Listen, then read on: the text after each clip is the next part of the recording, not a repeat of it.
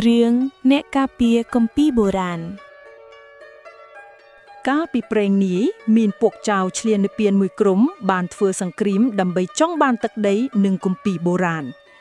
នៅពេលដែលអណ្ដាតភ្លើងបានលេបត្របាក់បណ្ណាល័យបុរាណគម្ពីរបុរាណរបស់យើងជិតនឹងត្រូវបាត់បង់ជារៀងរហូតទៅហើយតែនៅទីនោះមានអ្នកការពារម្នាក់និងលោកគ្រូម្នាក់បានចូលទៅយកគម្ពីរនោះពួកគេបានរត់គេចចូលទៅក្នុងព្រៃជ្រៅដែលជាកន្លែងដែលឫសឈើបុរាណបានលេបយកប្រាសាទដែលគេបោះបង់ចោលសត្រូវមានច្រើនណាស់ហើយពួកគេតាមប្រមាញ់ដោយឥតឈប់ឈរផ្លូវតែមួយគត់ទៅកាន់សុវត្ថិភាពគឺឆ្លងកាត់ជ្រុះជ្រៅដ៏គួរឲ្យភ័យភ័យខ្លាចប៉ុន្តែអ្នកដែលតាមមកជិតតនពេកហើយ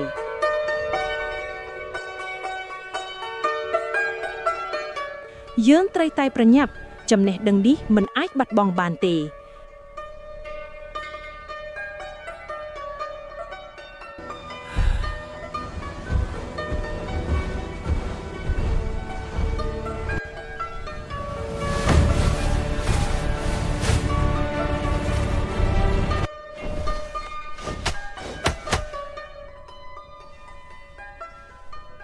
សូមលោកម្ចាស់ទៅចុះអនាគតត្រូវការគម្ពីរនេះជាងរូបខ្ញុំ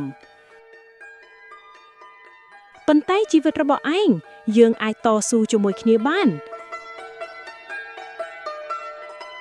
កាតព្វកិច្ចខ្ញុំគឺការពារទៅចុះរក្សាប្រវត្តិសាស្ត្ររបស់យើង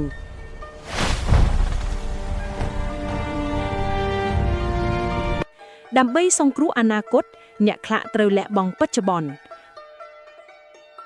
គាត់បានបាត់បង់អ្នកការពារប៉ុន្តែគាត់បានសង្គ្រោះព្រលឹងនៃអាណាចក្រ